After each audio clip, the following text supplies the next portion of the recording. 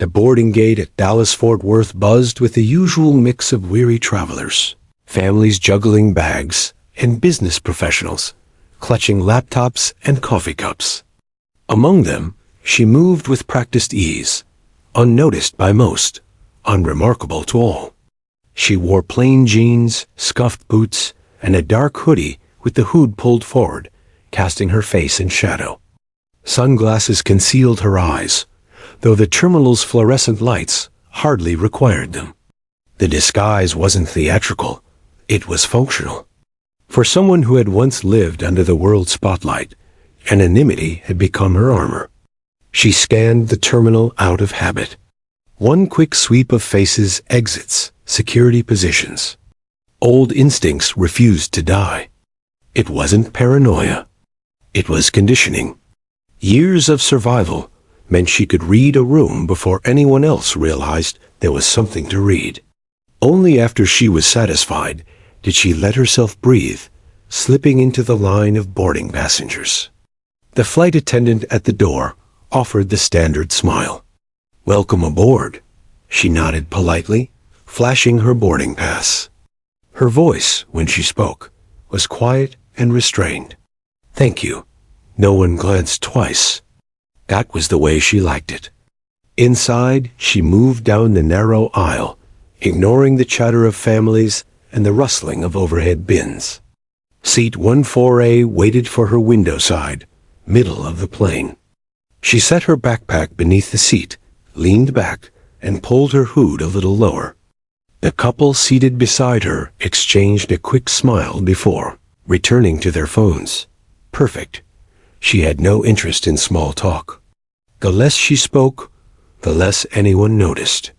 As the last passengers shuffled on board, she kept her posture relaxed, her breathing even, but her mind was anything but still.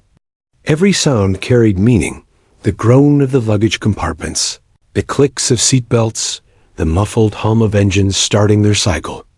Each detail anchored her, kept her alert. She was good at disappearing into crowds, yet invisibility demanded discipline. Her silence wasn't shyness, it was strategy. Words revealed too much. Silence revealed nothing.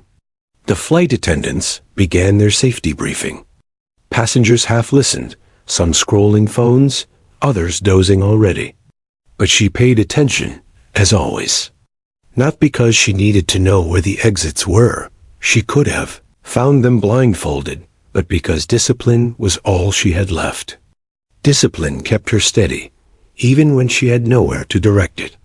As the plane taxied, she closed her eyes briefly, allowing herself a single moment of calm.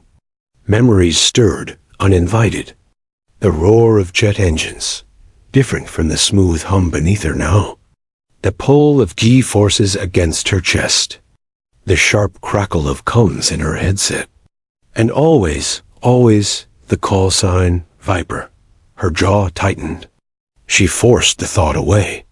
That part of her life was finished. She had buried it, sealed it off. This flight wasn't about missions, combat, or survival. It was just transportation. She was a civilian, a passenger. Nothing more. Still, her hands twitched faintly, fingers curling as though gripping an invisible throttle. She clenched them against her knees. Nobody noticed. The plane lifted, engines roaring as the cabin pressed back into their seats. Children squealed, some with delight, others in fear. The couple beside her held hands. She simply exhaled and watched the city lights shrink below. Up here, at 30,000 feet, people often forgot how fragile safety was. One heartbeat, one malfunction, one mistake. It was all it took to turn calm skies into chaos. She knew this truth better than anyone. It had carved itself into her bones, etched into scars the hoodie carefully hid. She turned her head, resting against the cold window, letting the drone of engines wash over her. Passengers chatted, laughed, ordered drinks. Their world was simple. Hers could never be. The flight attendant passed with a tray. "Something to drink, ma'am?" She shook her head. "Water's fine." The attendant smiled, set down a cup, and moved on. To her, the passenger in 14A was just another quiet traveler. To everyone else, she was invisible. That was how she preferred it. But invisibility had its own weight. Silence wasn't peace, it was suffocation. She had lived years in combat, her voice sharp, her commands unquestioned. She had lived with adrenaline as her constant companion, with lives depending on her split-second choices. Now she sat among civilians, pretending she was one of them, pretending she could ever belong again. Her reflection in the window stared back. Sunglasses hid her eyes, but not from herself. Behind them, shadows of memory lingered. A desert sky lit by tracer fire. The deafening crack of missiles. The way her squadron had trusted her completely, and how some had never returned. She drew a long, slow breath, forcing the images away. They weren't useful here. The past was the past. Seat 14A was all that mattered now. She sipped her water, the cold liquid grounding her. Outside, the world was silent, clouds drifting like ghosts across the moonlit sky. Inside, the cabin carried its own rhythm coughs, whispers, the shuffle of feet toward the lavatory. Life was ordinary here, untouched by war, untouched by death. For now, a child's laughter bubbled from somewhere behind her. She glanced back briefly, saw a boy pressing his face to the window, pointing excitedly at the clouds. His innocence cut sharp against her hardened memories. She turned back quickly, not allowing the ache in her chest to deepen. The couple beside her began talking about their vacation plans, hotels, museums, monuments in Washington. Their words floated past her, irrelevant. She didn't begrudge them their joy, but she couldn't share it either. Their world was simple, carefree. Hers could never be again. She folded her arms, pulling the hood lower. Time stretched, minutes blending into hours. Her silence became a wall, and behind it, her thoughts marched relentlessly. Every vibration of the aircraft reminded her of another cockpit, another mission, another day she survived when others didn't. She told herself she had left that behind. But the truth was simpler, harsher. She hadn't left it. It had followed her. It always would. As the plane cruised at 30,000 feet, she kept her breathing steady, her expression neutral. No one suspected. No one knew. To them, she was just another anonymous traveler. Yet fate doesn't allow legends to remain hidden forever. Silence only lasts so long. And high above the sleeping world, destiny was already stirring. For the quiet passenger in seat 14A, the flight had only just begun. The hum of the engines had settled into a steady rhythm, a lullaby for the weary passengers stretched across the midnight flight. Overhead lights dimmed, casting the cabin in a soft glow, punctuated by the occasional flicker of screens, playing movies no one fully watched. Somewhere, a child snored lightly, his head pressed against his mother's shoulder. To most, the flight was uneventful, almost soothing. Then turbulence hit. It began as a faint shudder, the kind that made drinks ripple in their plastic cups and passengers tighten their grip on armrests. The captain's voice came over the intercom, steady and calm, the voice of authority. "Ladies and gentlemen, just a bit of rough air ahead. Please remain seated with your seatbelts fastened." Nothing to worry about. The cabin relaxed with his reassurance. The seatbelt signs blinked on, and flight attendants moved briskly, securing carts and double-checking latches. But inside the cockpit, everything changed in an instant. The captain's hands, steady for decades, trembled. A bead of sweat rolled down his temple. He shifted in his seat, tried to inhale deeply, but his chest tightened as though iron bands wrapped around his ribs. The first officer glanced over, startled by the sudden pallor in his captain's face. "Sir, you okay?" No response. just a strangled gasp. Then the captain's head dropped forward, slamming against the console with a dull thud. Alarms beeped angrily, not from the systems, but from the heart monitor the first officer now heard only in his imagination. Panic surged. "Captain!" He grabbed his shoulder, shook hard, but the man's body was unresponsive, his breaths shallow. The jet was still airborne, autopilot engaged, but autopilot couldn't land 200 souls safely without human oversight. The first officer's throat went dry. Training dictated procedure, but adrenaline scrambled everything. He fumbled for the intercom, pressed the switch with trembling fingers. "Attention!" His voice cracked, too loud, too raw. He cleared his throat and tried again. "Attention! If there's a doctor or medical professional on board, please make yourself known immediately. We need assistance in the cockpit." Gasps erupted from the cabin. Conversations died mid-sentence. The couple beside seat 148 turned pale. A flight attendant rushed forward, face tight with dread. The first officer emerged seconds later, dragging urgency into the passenger cabin. His uniform clung with sweat, his hands restless. "Ladies and gentlemen, the captain has collapsed. We need medical help now." Chaos surged like a wave. Passengers twisted in their seats, calling out frantically. A man raised his hand, "I'm a nurse," and scrambled forward. A woman identified herself as a paramedic, squeezing past rows with her kit. The flight attendants cleared space in the aisle, ushering them toward the cockpit. For a moment, there was hope. The professionals would revive him. The plane would continue safely. But then reality sank in. The plane was still flying, and no one had stepped up to claim the controls. The quiet woman in seat 14 sat motionless, her hood shadowing her features. Her jaw worked, clenched tight against the roar inside her chest.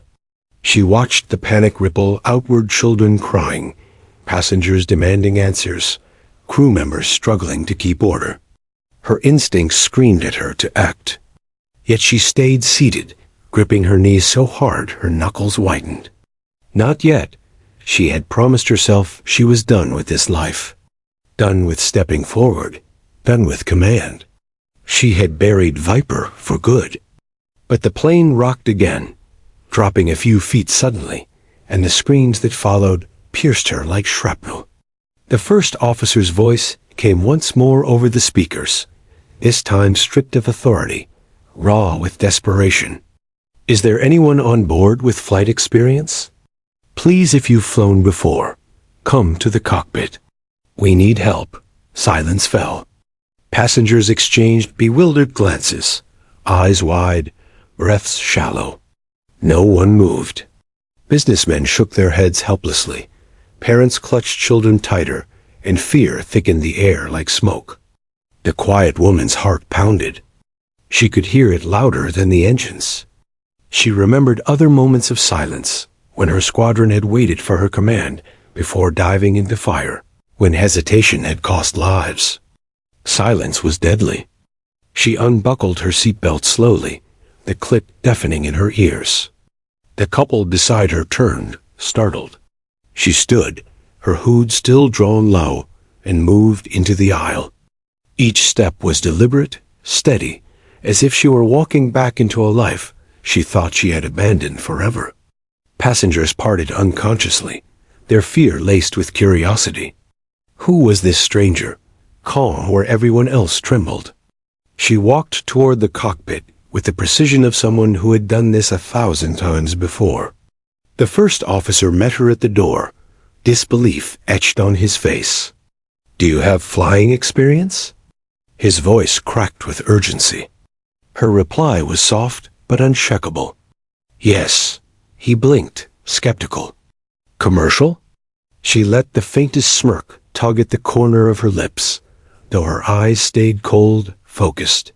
Faster than commercial, confusion flickered across his face. "Who are you?" She hesitated only a breath, then let the word fall like steel between them. Viper. The name hung in the air, unfamiliar to some, but instantly recognizable to others who whispered it in awe. Legends traveled farther than faces. A few veterans among the passengers stirred, eyes widening as they realized what they had just heard. The first officer, though young, had heard the stories. A pilot who had pulled off impossible missions, who had flown fighters like extensions of her own body. A name uttered in respect in briefing rooms. He stared at her, stunned, while alarms blinked red behind him. Without waiting for his invitation, she brushed past, sliding into the captain's seat as though it had always belonged to her.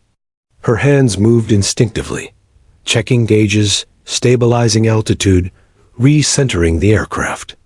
The jet responded, shuddering back into balance. The first officer watched, his doubt replaced by relief. "You really know what you're doing." She didn't look at him. Her voice was clipped, commanding. "I've done this before. Let's keep her in the air."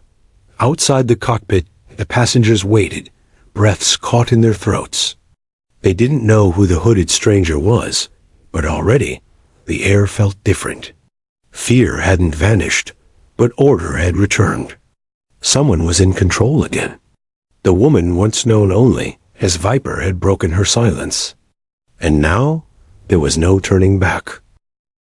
The cockpit was alive with sound alarms blinking, warning chimes pulsing in angry rhythm, the engine's deep vibration echoing through the frame of the aircraft. The first officer's hands hovered, uncertain, caught between panic and procedure. His training manuals had never prepared him for this. A captain unconscious beside him, 200 passengers depending on him, and now a hooded stranger stepping into the command seat as though she belonged there. She slid into the chair, adjusting it with the fluid familiarity of someone who had spent half her life strapped into cockpits.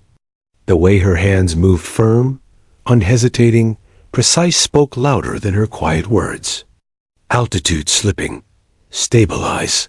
Her voice cut through the chaos, sharp but controlled. The first officer obeyed instinctively, fingers dancing over controls as she guided him.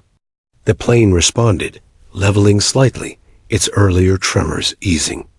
For the first time in long, suffocating minutes, the cabin steadied. "Who are you?" he demanded, glancing at her, torn between suspicion and hope. She kept her eyes on the instruments, her tone even. "I've flown harder birds than this one." "That's not an answer," he pressed, sweat dripping down his brow. She paused, her jaw tightening. She hadn't planned to say it aloud. She had buried it years ago, walked away from it with every intention of never turning back. But the moment pressed, heavy and undeniable. She exhaled once, then let the word fall. "Viper." The first officer froze. For a split second, the alarms, the blinking lights, the trembling aircraft, all of it seemed to fade. "Viper?" he repeated, disbelief woven into the single syllable. Her lips barely moved. "That's my call sign." He stared, recognition dawning like a punch to the chest. Every pilot knew the legends whispered across bases and briefing rooms. Stories of missions that defied physics, of kills made in impossible conditions, of a pilot who flew with both precision and fury. Some thought they were myths, exaggerated tales traded in bars. But others knew the truth. Viper was real, and she had been unmatched. The first officer swallowed hard, awe overtaking doubt. You flew F-16s? Her hands flicked switches, correcting a pressure imbalance, eyes never leaving the dials. Among other things, "Why are you?" he caught himself. Questions could wait. Right now, survival couldn't. The silence outside the cockpit was thick. Passengers sat frozen, straining to hear through the door. Some whispered the name they thought they had heard. Veterans among them exchanged uneasy glances, memories stirring. The flight attendants huddled, one whispering, "She said Viper. You don't think?" Another shook her head, as though denying it would make it less real. That was just a story. She couldn't be. Inside, the woman herself worked as if she had never left. Muscle memory guided her, instincts sharper than any manual. She leaned forward, eyes scanning the horizon. Clouds stretched like endless waves, the stars distant pinpricks beyond. A dangerous beauty, one she had known all her life. Status on the captain? She asked, her tone professional, detached. The first officer glanced at the paramedic still working furiously beside the fallen man. Pulse is weak, but he's not conscious. They're doing what they can. Then it's just us. Her words carried no fear, only certainty. She adjusted throttle, hands steady, voice crisp as she issued commands. We'll hold altitude until we coordinate diversion. Closest option is Andrews. Prep frequencies. Call it in. He hesitated, then nodded quickly. Yes, ma'am. She caught the reflexive respect in his voice and almost smiled. Some habits never died. The call went out to air traffic control, the first officer relaying their emergency. When the name Viper reached the ears of the controllers, silence followed. Somewhere on the ground, officers looked at each other in shock, whispering the same word he had just spoken. Back in the cabin, fear still pressed on the passengers, but whispers began to spread. Did you hear what she said? She's a pilot. Viper, they called her Viper. The name meant little to most, but the certainty in her voice, the calm in her posture, was contagious. People straightened in their seats. Terror eased, replaced by the fragile thread of hope.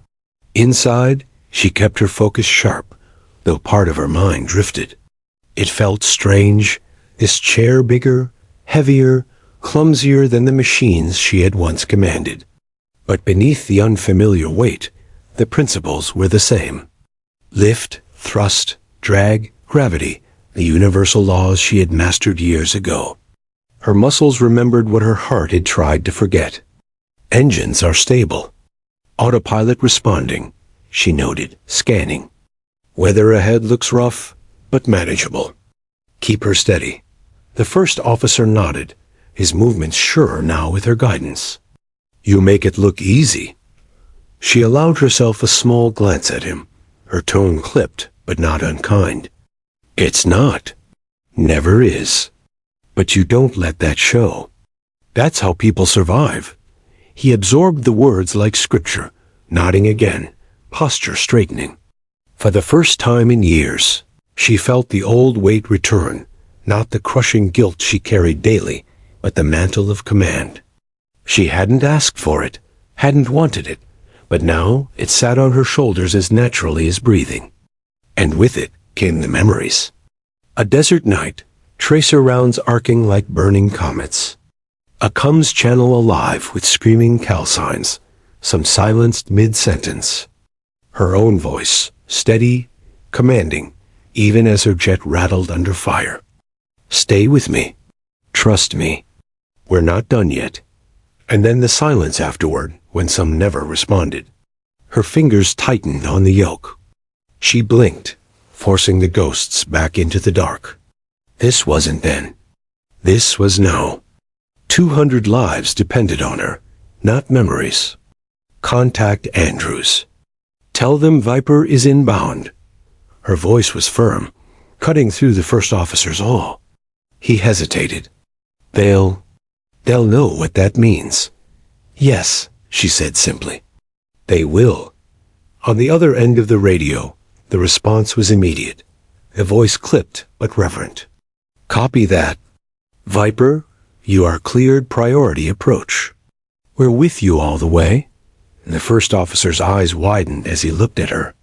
They know you. She didn't answer. Her gaze remained locked on the horizon. Passengers didn't know it yet.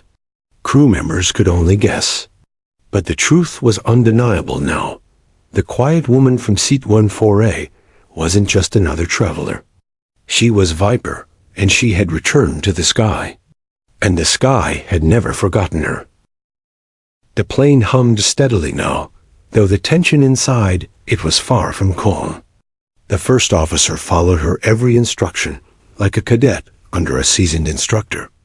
Passengers, though still whispering anxiously, sat quieter, reassured by the shift in the atmosphere. Something had changed. And in truth, everything had changed. She was no longer the anonymous woman in seat 148. She had stepped forward, shed her silence, and spoken the name that once made radios go quiet across hostile skies. Viper. The call sign wasn't chosen. It was earned. Years earlier, she had been 22, strapped into the narrow cockpit of an F-16 Fighting Falcon for the first time in combat. The desert heat shimmered on the horizon, the radio alive with clipped voices and static. Her heart had pounded with the raw energy of youth, but her hands, steady, precise, had revealed something different. She had a gift, one that instructors had only hinted at. That night, they flew into chaos. Enemy fire streaked like molten spears across the sky. Alarms screamed inside her cockpit. Her wingman's voice broke through Cum's fear thick in his tone. She remembered answering, not with panic, but fire in her veins. "Stay tight. Follow me in." What she pulled off that night had been replayed in briefing rooms for years. Outnumbered, low on fuel, surrounded by anti-aircraft fire, she threaded through a canyon at night with impossible precision, using the terrain itself to mask her squadron until they could strike. They survived because she saw paths no one else dared to take. When she landed, drenched in sweat, her squadron commander gave her a look equal parts disbelief and respect. He didn't ask what had driven her. He just said one word. Viper. The name stuck. It was whispered with reverence in hangars, scribbled on briefing boards, and painted on helmets. It became her identity in the sky, a predator, swift and lethal, but controlled, always striking with purpose. But call signs don't tell the full story. Legends never do. Because with the victories came losses. She could still hear the last words of pilots who hadn't made it home. "I'm hit. I'm going down." She could still see the fiery blossoms on the horizon, still feel the helplessness of hearing silence replace voices she had sworn to protect. It was that silence, not the enemy, that haunted her. Years of missions wore her down, stripping away the thrill, leaving only scars. The world celebrated her as a hero, but she saw only ghosts. When her final tour ended, she walked away without ceremony. She turned in her helmet, her wings, her life, and she promised herself never to go back. Until tonight. The first officer glanced sideways, unable to hide his curiosity even under pressure. "So it's true," he said softly. "You really are the Viper." She adjusted trim, eyes fixed ahead. "That was a long time ago. But you..." He shook his head. "You saved lives out there. My instructors used to tell stories about you, like they were myths. I didn't think anyone could actually..." "Stop!" Her tone cut sharp, silencing him. "Myths don't bleed. Myths don't bury friends. Don't glorify it. Focus on this flight." He swallowed, nodding quickly. "Yes, ma'am." She exhaled slowly, forcing the memories back where they belonged. This wasn't the desert. This wasn't combat. It was different, but the stakes were no less high. 200 civilians depended on her now. Her headset crackled with ground control. "Viper, Andrews Tower. You are cleared for emergency priority approach. Runway 31 ready and waiting. Support is standing by," she responded crisply. "Copy, Tower." Viper taking command. 8:01 hour. The word command sat heavy on her tongue. She hadn't spoken it in years, but the role fit as naturally as slipping into a flight suit. In the cabin, passengers shifted uneasily, watching flight attendants move with renewed urgency. A veteran in row 19 whispered, "Viper. I remember that name." Another older man closed his eyes, murmuring, "If it's her, we'll make it." The legend had escaped its cage. But legends weren't invincible. Inside, she felt the old conflict tearing at her. The viper the world remembered was unstoppable, untouchable, unbreakable. But the woman in this cockpit knew better. She remembered the missions she hadn't won, the men she couldn't save. She remembered walking away because the weight was crushing her. Now she was back in the seat, the burden heavier than ever. Not trained soldiers depending on her this time, but families, children, strangers. The first officer glanced at her again, quieter now, almost reverent. "If anyone can land this thing, it's you." Her lips pressed into a thin line. "We'll see." Her eyes scanned the panels again, catching minor fluctuations, correcting them before they grew dangerous. The rhythm came back to her, like a song she hadn't sung in years. Her body remembered every detail. It was as though the years between combat and now had evaporated. But beneath that rhythm, the ghosts whispered. Every time she blinked, she saw faces. Every command she gave reminded her of ones she had given before, sometimes for missions that ended in silence. "Focus," she muttered under her breath. Not then. Now, the first officer pretended not to hear. For the next hour, she immersed herself in the work, guiding the aircraft with a mastery that even the younger man beside her couldn't fully comprehend.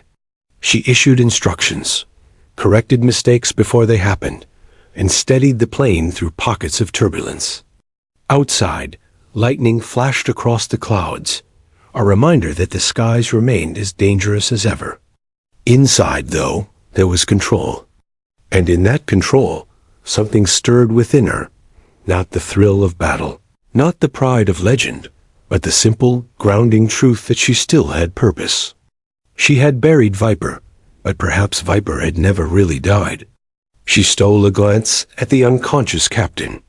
His chest rose and fell shallowly, kept alive by the paramedics' efforts. She couldn't save him, but she could save the others. That would have to be enough. When the intercom lit, she pressed the switch herself, her voice filling the cabin. Calm, steady, professional, just as she had once spoken to squadrons before flying into fire. "Ladies and gentlemen, this is Viper. I am in control of the aircraft. We are diverting to Andrews Air Force Base for an emergency landing.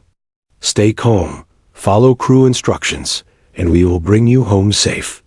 A hush followed. Then slowly whispers spread. Passengers clung to the certainty in her voice, to the authority that cut through fear. The name had been confirmed. Viper was flying them. And in that moment, for the first time in years, she allowed herself to feel what she hadn't felt since combat. Not pride, not glory, responsibility. The legend had returned, not because she wanted, but because she had to. And for everyone on that flight, that was enough. The jet shuddered as it punched through another wall of turbulence, lightning igniting the night sky outside the cockpit windows. Every flicker illuminated her face calm, focused, almost eerily composed. The first officer clung to the yoke, sweat dripping from his brow, but she never faltered. Her hands moved with the rhythm of experience, her voice carrying authority honed from years of commanding aircraft in harsher skies than this.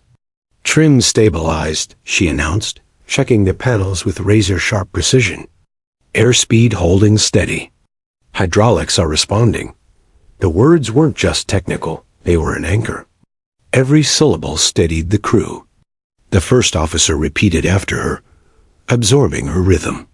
"Trim stabilized. Airspeed steady. Hydraulics responding." His voice trembled at first, but slowly it grew firmer. He wasn't just following her orders, he was learning.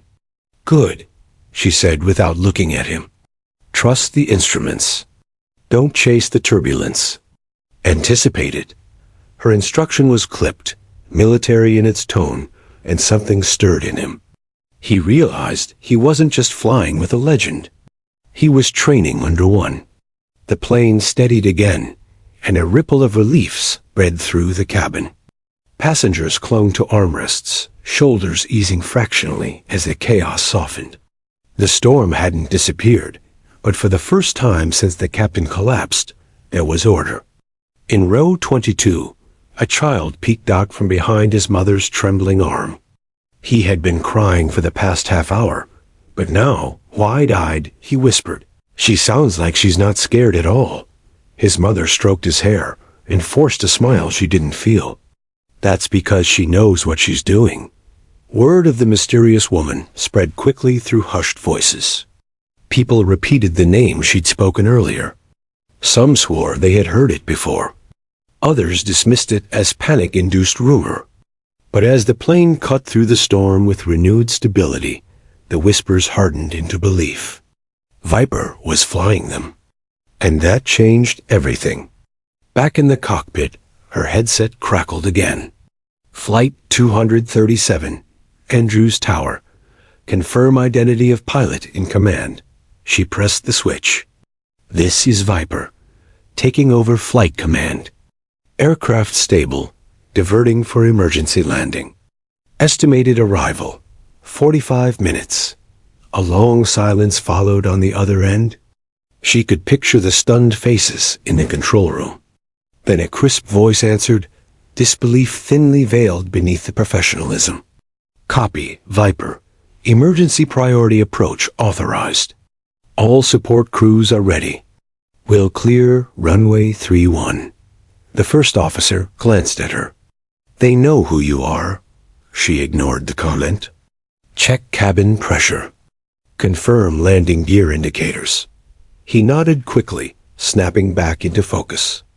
She wasn't here for recognition. This wasn't about legends or call signs. It was about survival. Yet, even as she shut out the distractions, she couldn't stop the memories clawing their way back.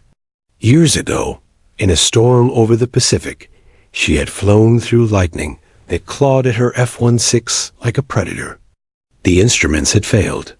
She'd flown blind, relying on instinct and training alone, guiding her jet back to the carrier deck with seconds of fuel left.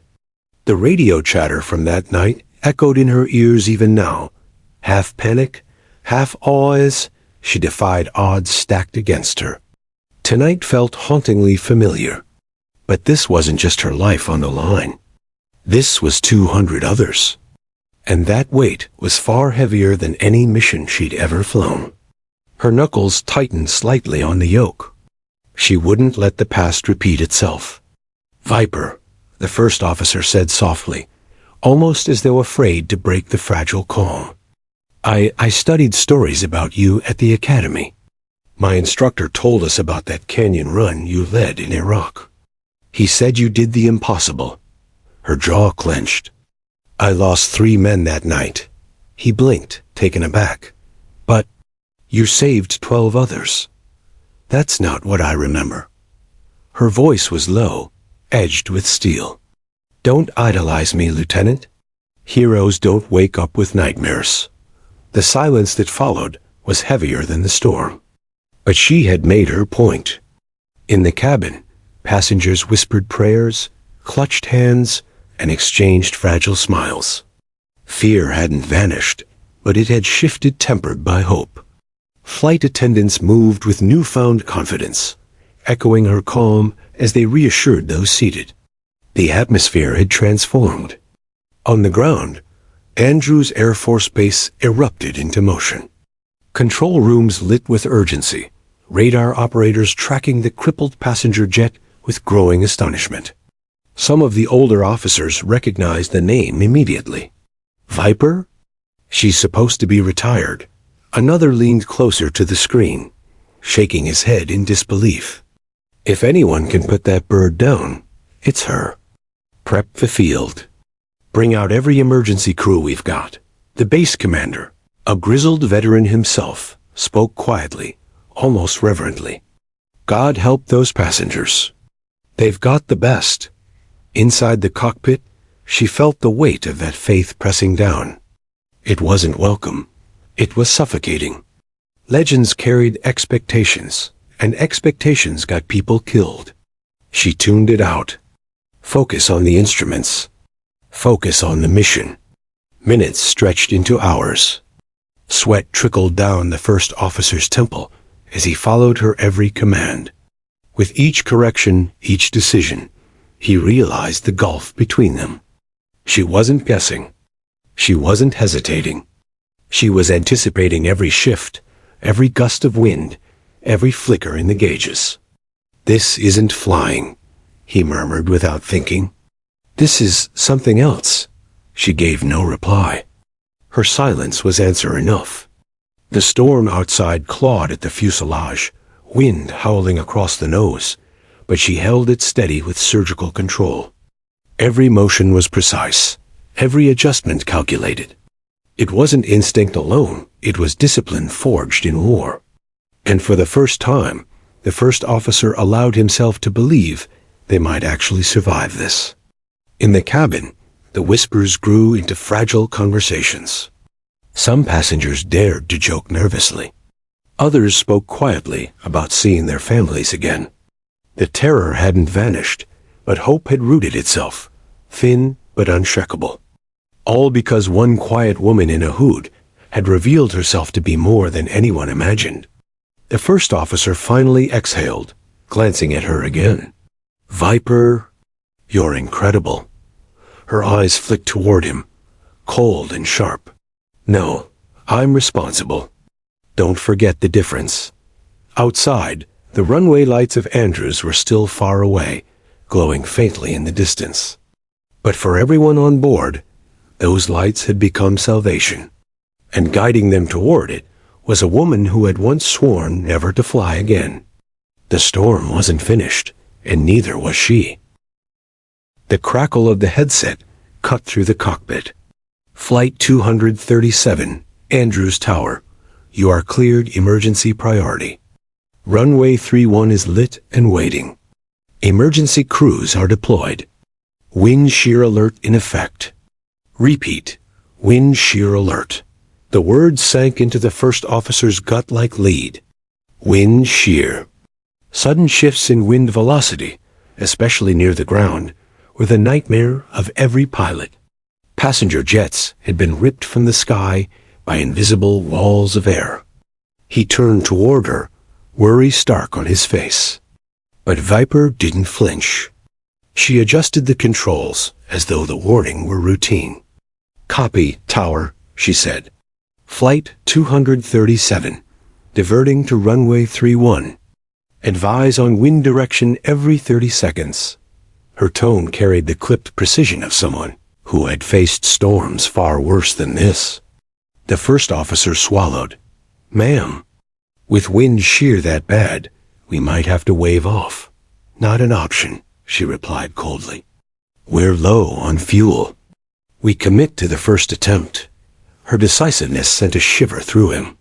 Civilians might have seen confidence. He recognized something more dangerous: resolve built on experience, sharpened by necessity. The aircraft rocked again, a fade by crosswinds. Lightning split the sky ahead, illuminating her features. Calm, focused, every muscle taut, every decision measured. In the cabin, passengers braced themselves. The earlier calm she had inspired was thinning under the turbulence. Voices rose again, fear swelling as the plane dropped suddenly before stabilizing. A flight attendant steadied herself against a seat, then leaned toward a trembling passenger. "It's all right. She has control. We'll be fine." The words sounded brave, but her eyes betrayed doubt. Meanwhile, at Andrews Air Force Base, chaos churned. Sirens wailed across the tarmac as fire trucks roared into position along the emergency runway. Ambulances lined the periphery. Medical teams stood ready, scanning the skies for the faint silhouette of the incoming jet. Inside the control tower, officers leaned over consoles, eyes glued to radar. The base commander, a broad-shouldered man with decades in uniform, pressed a headset tighter against his ear. Confirm again who's flying that aircraft, he demanded. A controller hesitated, then answered. Sir, the pilot identified herself as Viper. Silence. The room seemed to hold its breath. The commander's weathered face softened with recognition. Viper? After all these years? He exhaled, shaking his head. I thought she was done. Another officer muttered, If she's flying, those people have a chance. The commander's gaze hardened. She'll need more than skill at this storm. Prep for worst case. Everyone stays sharp. Back in the cockpit, the storm clawed harder. The plane dipped, engines straining as the crosswinds shoved at its frame. The first officer gritted his teeth. We're fighting it too much. The approach vector's compromised. Then hold your corrections steady, she snapped. Don't fight the plane guided. Anticipate the gusts. Use the instruments, not your nerves. Her voice was unyielding, a steel edge honed in combat. It wasn't meant to comfort. It was meant to keep them alive. Still, beneath her iron tone, memories pressed in. She remembered another landing, years ago, in hostile territory. Her jet had been leaking fuel, hydraulics failing, enemy fire still echoing in her ears. She had brought that bird down on a shredded airstrip barely wide enough to hold her. Her squadron had cheered. She hadn't, because 2 jets had not returned that night. Now, the ghosts pressed at her again, whispering that history repeated itself, that she couldn't save them all. She pushed the thought away. Focus on the present. Tower, she said firmly, give me wind data again. 290 at 25 knots. Gusting 35. The first officer winced. That's brutal crosswind. She adjusted the controls, eyes narrowing. Then we land into the teeth of it. The jet dipped lower. The faint outline of Andrews appeared ahead through the storm, runway lights shimmering like a beacon in the darkness. The passengers saw it too. A ripple of hope surged home was close. Yet fear gnawed stronger than ever. In row 19, the veteran who had whispered earlier closed his eyes, murmuring under his breath. Come on, Viper. One last miracle. The child in row 22 clutched his mother's hand tightly, whispering, She's not scared. Mama, we shouldn't be either. The mother forced a nod, tears streaking her cheeks. The plane bucked violently again, an angry gust slamming into its left side. Alarm screamed in the cockpit. The first officer cursed, struggling to steady. We're slipping. Side drift increasing. Her hands were already moving. Calm, precise, surgical. She countered with the rudder, angled the nose, corrected the descent. The alarm silenced. The plane steadied. The first officer stared at her in disbelief. How did you? Years of fighting storms tougher than this. She cut him off. Eyes forward. Don't look at me. Watch the runway. Her voice was ice, but beneath it, her pulse thundered. Every correction was razor thin. One mistake, one slip, and 200 lives would scatter across the tarmac. At Andrews, spotters squinted through binoculars as the jet broke through the storm's veil. Visual contact. One shouted. The runway crews stiffened, eyes locked on the approaching bird. Fire engines rumbled closer, sirens cutting through the rain. The base commander crossed his arms, expression grim. She's lining up. A young officer beside him whispered, Sir, she looks steady. She's Viper, the commander muttered. She doesn't look steady. She is steady. But this storm. He shook his head. Pray she hasn't lost her edge. In the cockpit, she guided the descent, voice steady. Altitude 1,000 feet. Gear down. Gear down confirmed, the first officer echoed, relief flickering across his face as the indicators glowed green. She didn't relax. Not yet. The most dangerous part was still ahead. Wind shear could strike hardest just above the runway, ripping stability from under them. Her jaw tightened. She spoke quietly, almost to herself. "Not this time. Not on my watch." The first officer heard her, but said nothing. He knew better. Passengers braced as the jet sank lower, the lights of Andrews blazing brighter, closer. Some prayed aloud. Others gripped hands, unwilling to let go. Hope and terror fused into a single heartbeat that pulsed through every soul on board. And at the controls sat the woman who had once sworn never to fly again. But the storm didn't care about promises. And neither did fate. The runway lights blurred through sheets of rain, shimmering like molten gold under the storm's assault. The wind howled against the fuselage, shaking the plane as if it were a toy in the storm's grip. Every turbulence felt like a hammer striking the cabin, rattling teeth and nerves alike. Viper's hands gripped the yoke with white-knuckled precision. Her eyes were locked on the instruments, scanning for subtle deviations, airspeed, glide slope, rudder alignment. Every second demanded absolute focus. One slip, one overcorrection, and the plane could slide off the runway, or worse, cartwheel into the tarmac. The first officer mirrored her actions as best he could, trying to anticipate the gusts that pushed the plane sideways. She's holding it," he muttered under his breath. "Unbelievable. Quiet," Viper snapped without turning. Her voice was a blade. "Eyes forward. Watch the instruments. React, don't predict." A sudden gust slammed the plane, tilting it hard to the left. The fuselage groaned. Passengers screamed, fingers gripping armrests, knuckles white. A mother held her child close, whispering frantic prayers into his ear. "Adjust rudder 3 degrees right," Viper commanded, her tone sharp, precise. The first officer responded instantly. The plane shuddered, but righted itself. Outside, Andrews' ground crew braced against the storm. Fire trucks roared, engines blazing. Rescue teams scanned the sky, their binoculars barely holding a stable view through sheets of rain. Lightning split the clouds above, revealing the plane's battered silhouette for fleeting seconds. Inside the cabin, whispers of her name circulated again. "Viper! It's Viper!" A man in row 16 muttered, gripping his seat in awe.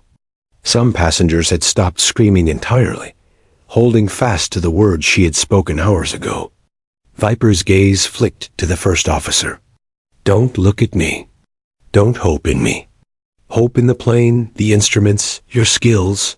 He swallowed hard and nodded. "Yes, ma'am." The aircraft descended further, the wheels just a few hundred feet above the wet runway.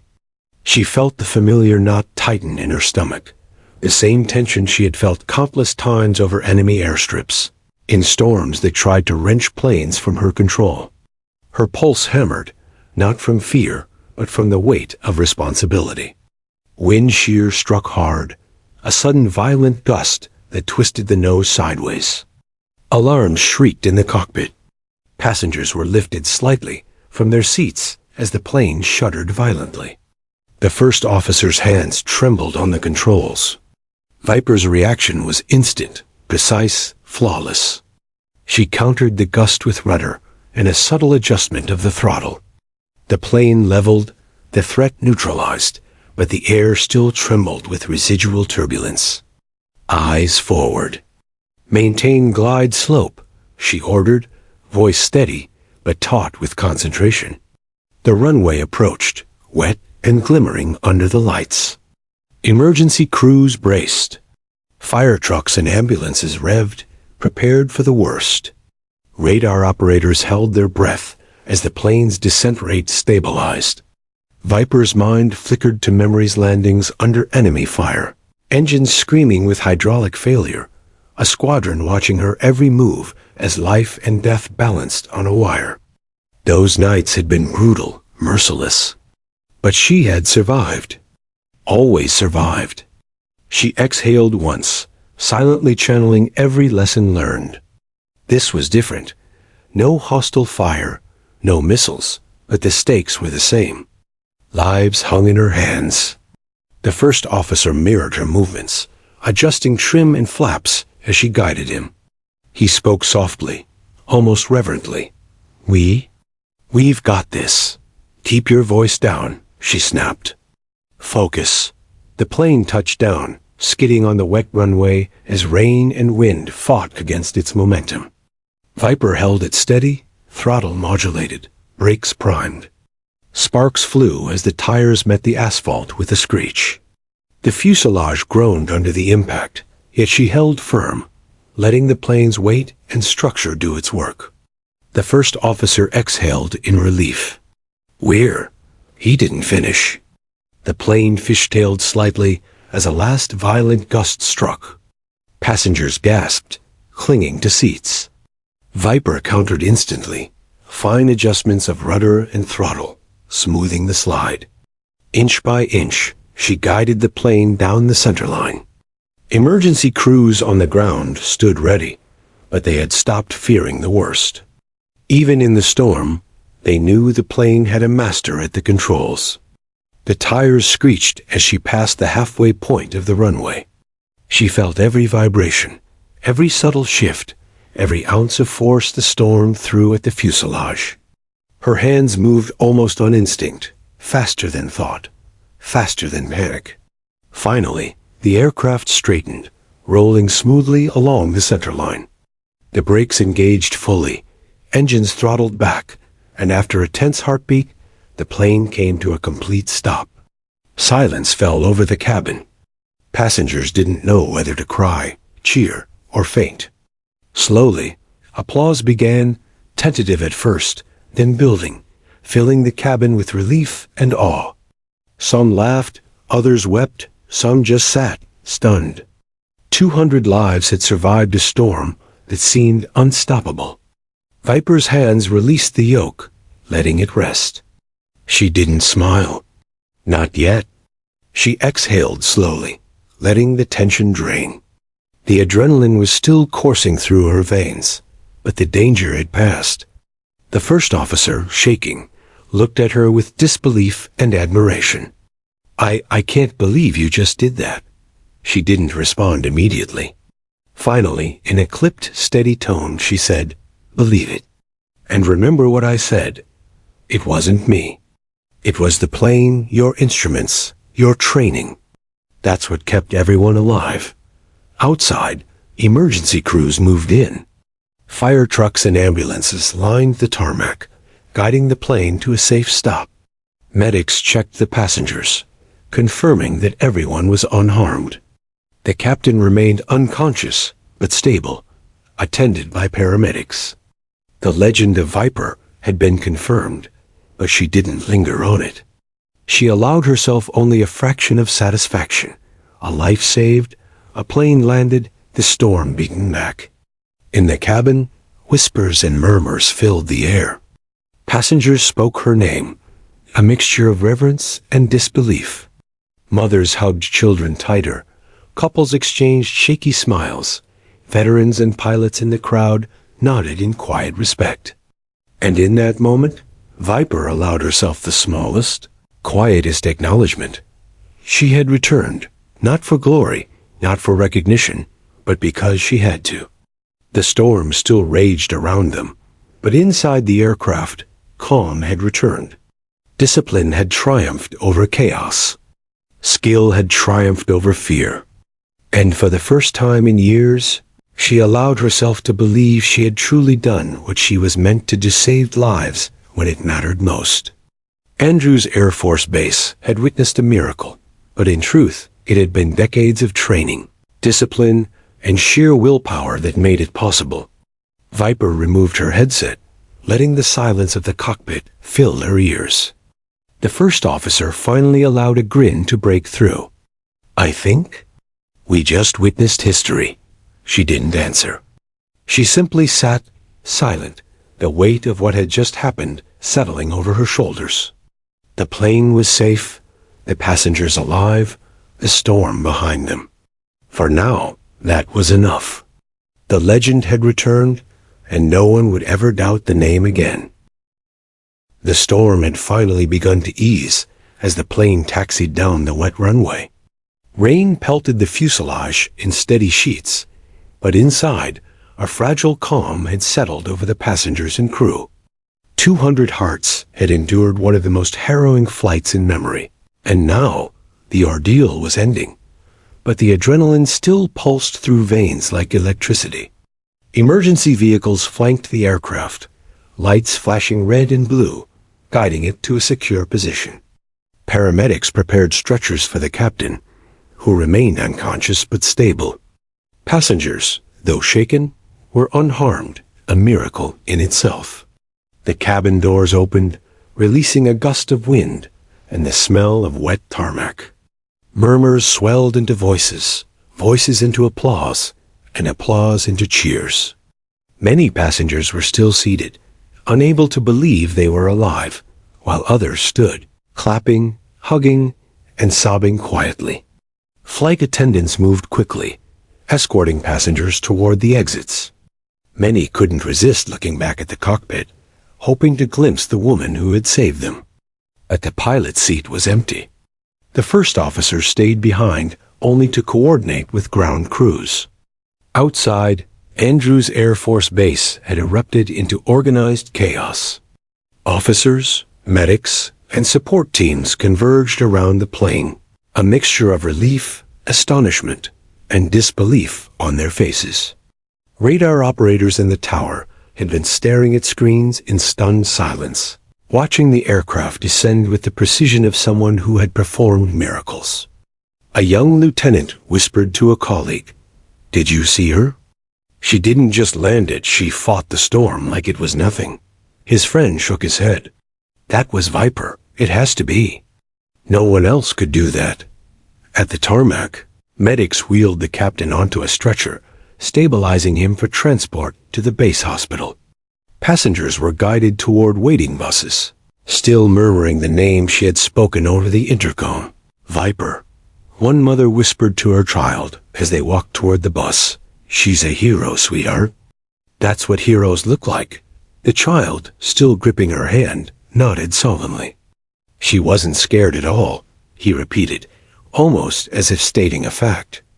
Meanwhile, Viper had already disappeared. The first officer turned to find the cockpit empty.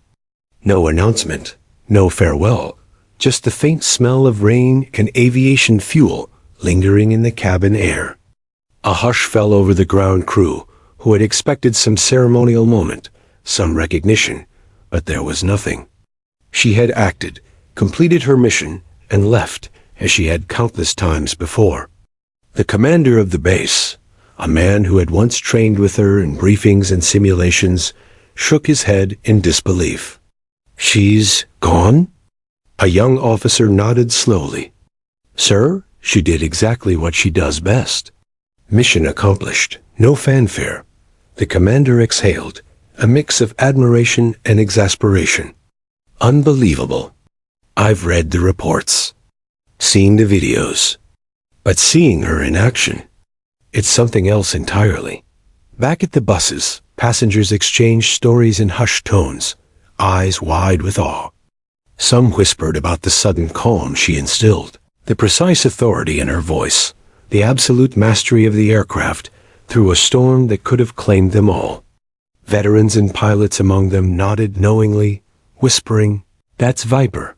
Only Viper could do that." A businesswoman beside them said quietly, almost to herself, "I've flown hundreds of times. Never seen anything like it. She's unbelievable." A young man, a student pilot, repeated the name reverently. "Viper. If I ever fly again, I want to be like her." The buses drove slowly toward the base terminal. Inside, journalists and camera crews had gathered, alerted by the emergency landing. They crowded the entrances, hoping for statements, interviews, or even a glimpse of the legendary pilot. But when the doors opened, no one emerged. Only passengers shuffled forward, faces pale, wet from rain, shaken but alive. Every report, every news clip, every social media post would eventually call it a miracle. Some would say luck, others skill. Few would know the truth, that the calm, silent woman in seat 14A had been the difference between life and death.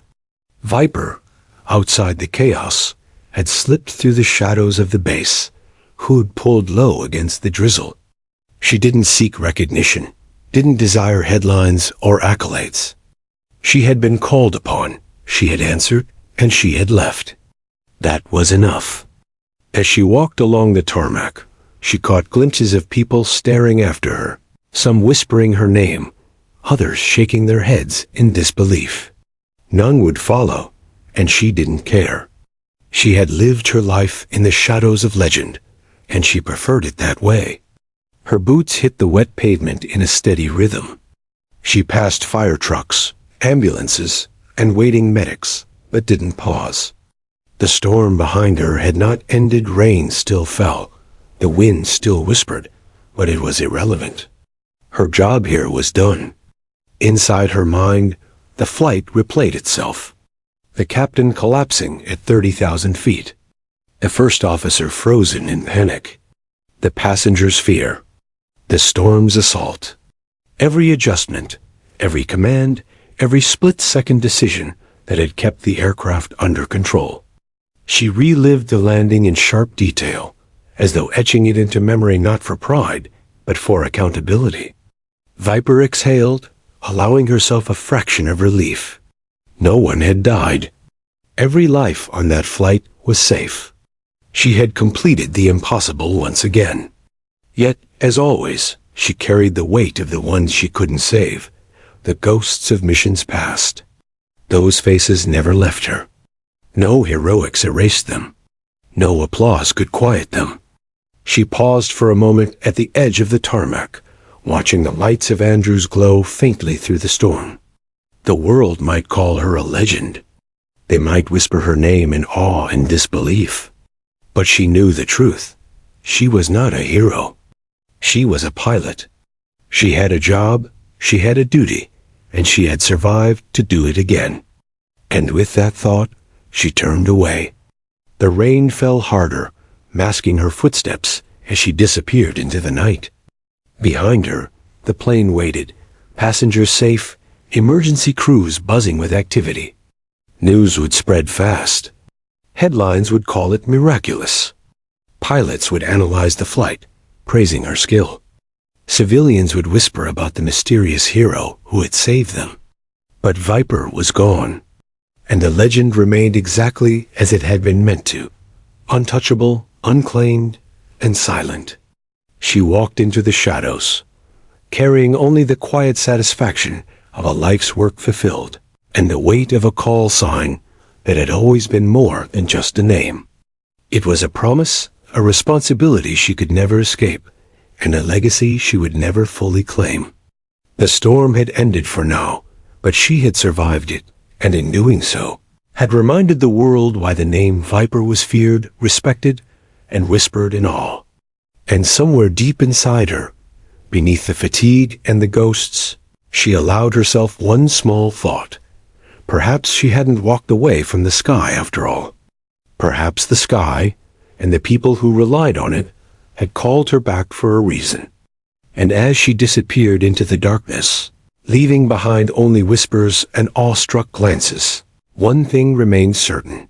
Viper would always return when she was needed. And that was enough.